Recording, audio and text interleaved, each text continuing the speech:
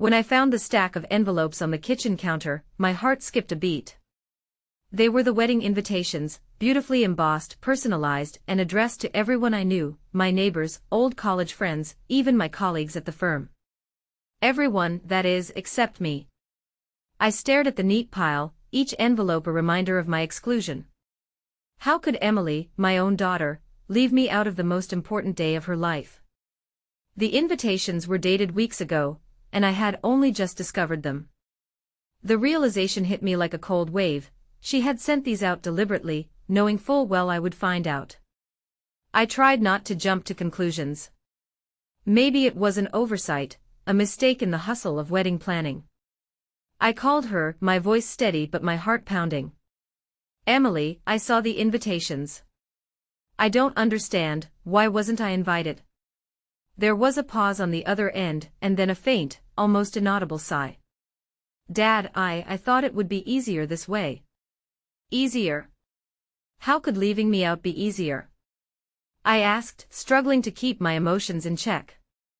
I don't want things to be complicated, she said, her voice distant, almost cold. This is my day. I felt a sharp sting, the weight of her words pressing down on me. Emily, I'm your father. I've been here every step of the way.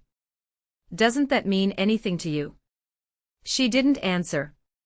Instead, she ended the call abruptly. The silence that followed was deafening. I sat at the kitchen table, the unopened invitations mocking me, a painful symbol of the growing chasm between us. For years, I had been proud of Emily, her achievements, her independence, the woman she was becoming. But now, that pride was tinged with a bitter sense of rejection. Friends and family started asking if I was invited. Each time, I forced a smile, masking the hurt. They didn't know, and I wasn't ready to tell them. How do you explain that your own daughter has erased you from her future? Nights became the hardest. I lay awake, replaying every interaction, searching for a clue, a hint of what had gone wrong. Had I been too strict? Too distant? Or was it something else, something deeper that I hadn't seen? At work, I found little respite. Colleagues offered awkward condolences, unsure whether to bring up the topic. I threw myself into cases, trying to drown the ache with long hours and paperwork. But even in the busiest moments, the shadow of exclusion loomed large. One afternoon, I walked past Emily's old room, now empty except for a few boxes. I paused, memories flooding back, the laughter, the late-night talks, the dreams we once shared. It was hard to reconcile that girl with the woman who had shut me out. I reached out to old friends, hoping to find answers. Maybe someone had insight into Emily's sudden coldness. But the more I asked, the more I realized how little I truly knew about her inner world. The turning point came when I accidentally opened an email meant for Emily. It wasn't anything scandalous, just a planning update from her wedding coordinator. But one line caught my eye: we want to keep the guest list intimate and drama-free. Drama-free. That word echoed in my mind. Was I the drama? Had I become a source of pain or conflict she wanted to avoid? I felt a mix of anger and sorrow. How had we reached this point? When did love become conditional? Despite the hurt, I knew I couldn't give up. Emily was my daughter, and I owed her more than silence. But I also understood that pushing too hard might only widen the gap. So I made a quiet decision. I would keep my distance for now, respect her space. But beneath that calm exterior, I would start to uncover the reasons behind her coldness. I needed to understand what had fractured our bond before it was too late. Days turned into weeks. I watched from afar as wedding plans unfolded, photos on social media, excited friends posting about the upcoming celebration. Each image was a reminder of my absence. Yet, I refused to let bitterness consume me. Instead, I focused on listening, to her friends, to family, even to the faintest whispers of her heart. Somewhere beneath the silence, I believed there was a reason, a hope for reconciliation. One evening, as I sat alone in the living room, the phone rang. It was Emily's best friend, Sarah. Her voice was hesitant but kind. "Mr. Harper, I wanted to talk about Emily. I know things are complicated, but she's struggling too. Maybe you two just need time and a little space." Her words were like a lifeline. I thanked her and promised to keep trying to be patient. That night, I looked at the invitations again. They represented more than a wedding, they symbolized a relationship in crisis. But I wasn't ready to give up on my daughter. Not yet. I folded the invitations carefully and placed them back on the counter. The journey ahead wouldn't be easy. There would be pain, misunderstandings, and hard conversations. But I was determined. Because sometimes, the deepest wounds require the greatest courage to heal. And I was ready to find my way back to Emily, no matter how long it took. A week after my conversation with Sarah, curiosity gnawed at me more than ever. The silence between Emily and me was suffocating, but I felt a desperate need to understand what had caused this rift. It was during one of my restless nights that I decided to look through some old files I kept in my study, files I had never imagined would hold the key to reconnecting with my daughter. As I sifted through years of documents, bills, and letters, a small, unmarked envelope caught my eye. It was tucked away in the back of a drawer, almost forgotten. Inside, I found statements for a savings account in Emily's name, an account I had opened years ago, quietly setting aside money for her future, a nest egg for college, then for whatever dreams she might chase. A lump formed in my throat. I had never mentioned this account to her. It was my secret gift, a silent promise of support when she needed it most. The realization hit me hard. While she had excluded me from her wedding plans, she had unknowingly been relying on a foundation I had built for her all along. I stared at the numbers, the balance far more substantial than I had remembered contributing. It was a tangible symbol of my love, a lifeline I had extended without fanfare or expectation. It was proof that despite the cold distance between us, I had never stopped caring, never stopped preparing for her future. The next morning, I sat at the kitchen table, the account statements spread before me like a map to redemption. I felt a surge of hope mingled with uncertainty. Could this hidden savings account be a bridge between us? A way to show Emily that my love was unconditional, even if she couldn't see it now. But I also felt the weight of my own pride. Should I reveal this secret? Or would it come across as a manipulation, a bargaining chip in a fractured relationship? The thought chilled me. I didn't want to use money to force my way back into her life. I wanted to rebuild trust, not complicate it. I decided to seek advice. I called my old friend, Martha, who had been a counselor for years. When I told her about the secret account, she listened quietly. "Daniel," she said gently, "sometimes love isn't just about words or presence. It's about showing up in ways the other person can't see yet. But you have to be careful not to let gestures become weapons. If you tell Emily about this, do it from a place of vulnerability, not control." Her words resonated with me. I realized that this secret savings wasn't just money, it was a symbol of faith in her, a quiet reassurance that I was still here, even if she had pushed me away. That evening, I wrote a letter. Not a demand or an accusation, but a heartfelt message explaining the account, my intentions, and most importantly, my love. I told her that the money wasn't about weddings or gifts, it was about her future, her dreams, and my unwavering support. I left the letter on her pillow, hoping it would reach her heart. In the days that followed, I waited anxiously. Part of me feared rejection, but another part felt lighter, as if a burden had been lifted. I was no longer hiding my love behind silence. One afternoon, as I was sorting through the mail, I found an envelope with Emily's handwriting. My hands trembled as I opened it. She wrote about her fears, the pressure of planning a wedding, the overwhelming expectations, and her struggle to balance independence with family. She admitted she had pushed me away because she didn't know how to ask for help without feeling weak. Reading her words, I felt a mixture of relief and sadness. The walls between us had cracks, the distance wasn't as insurmountable as I had feared. But healing would take time. Emily thanked me for the letter and the hidden savings, calling it a quiet lifeline she hadn't realized she needed. She asked if we could talk, not about the wedding but about us. That night, I called her. Our conversation was tentative, filled with pauses and awkward silences, but beneath it all was a growing warmth.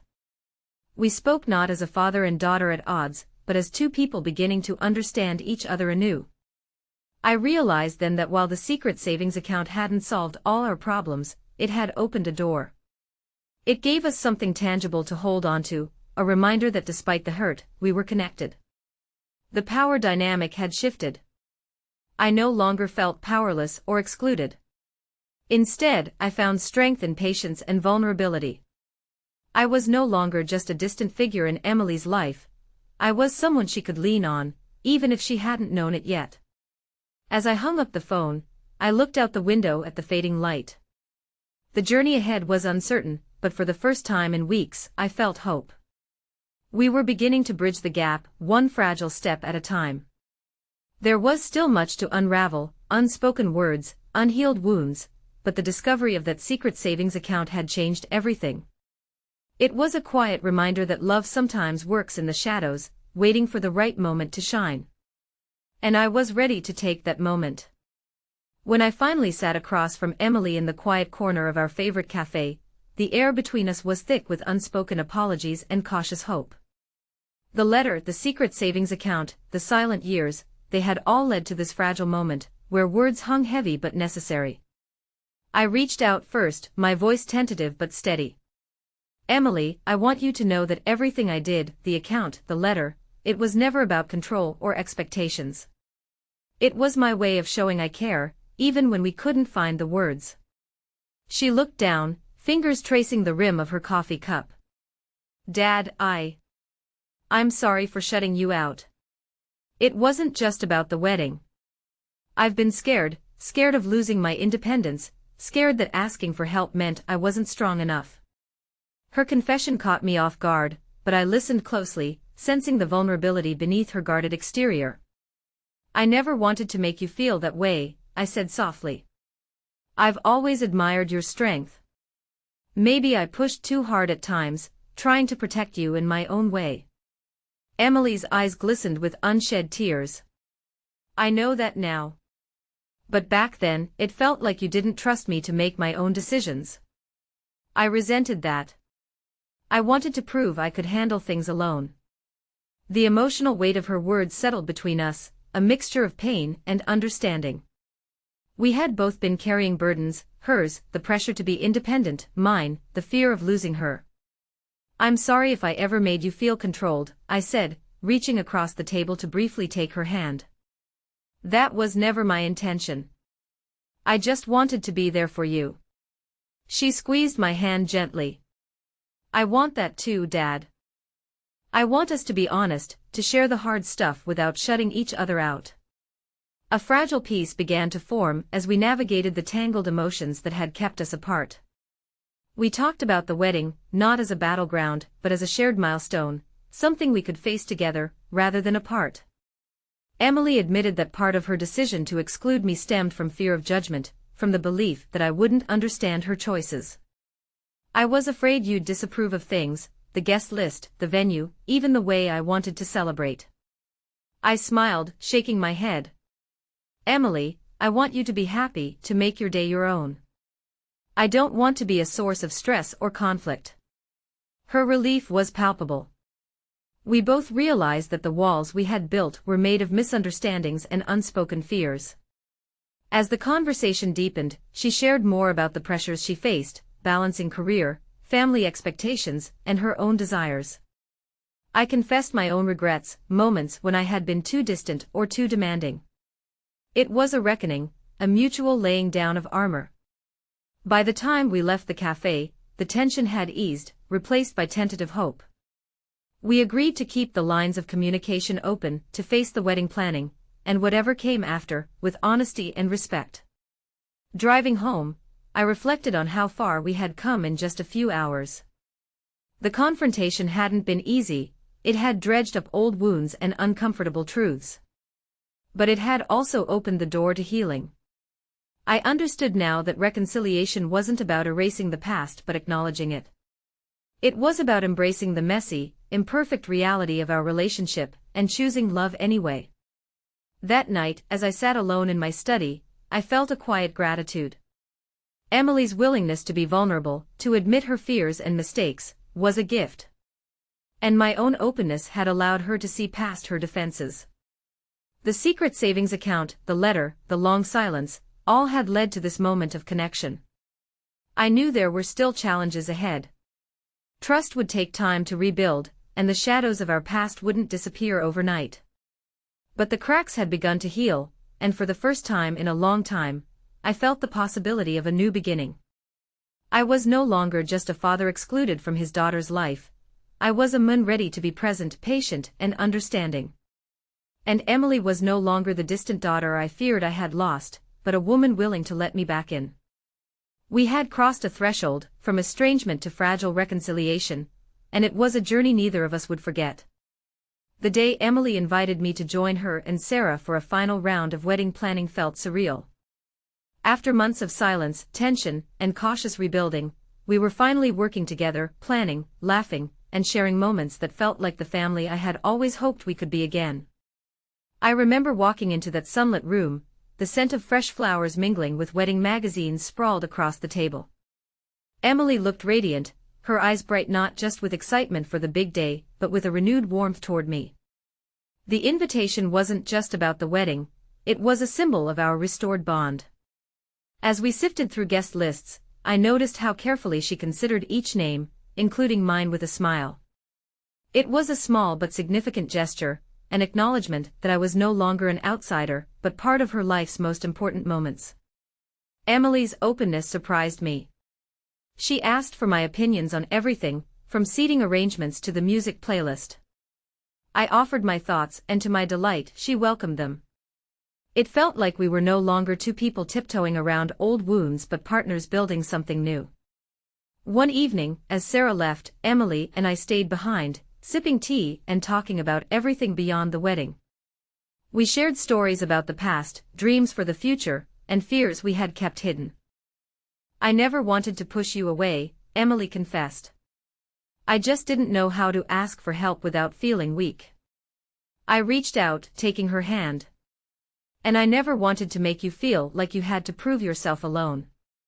We're stronger together." That night, I reflected on how much we had both grown. I had moved from feeling rejected to embracing forgiveness, learning that love means patience and understanding. Emily had learned to trust and appreciate my support, realizing that accepting help didn't diminish her independence. The wedding day arrived, a bright spring afternoon filled with laughter, tears, and promises. I stood beside Emily, not just as her father but as her friend and confidant. When I gave my speech, I spoke of our journey, the pain and the healing, and the unbreakable bond that had carried us through. As the ceremony concluded, I felt a profound sense of peace. The empty chair where I was once excluded had been replaced by a place of honor. We had turned a story of exclusion into one of inclusion, of estrangement into partnership. Later, as I watched Emily dance with her new husband, I realized that family isn't just about blood, it's about those who choose to protect and support each other, especially when times are hard. Our story wasn't perfect, but it was ours. And in that imperfect, beautiful moment, I understood the power of patience, love, and unexpected revelations to heal even the deepest fractures. The journey ahead was still unwritten, but I was ready to walk it with Emily, side by side, heart to heart.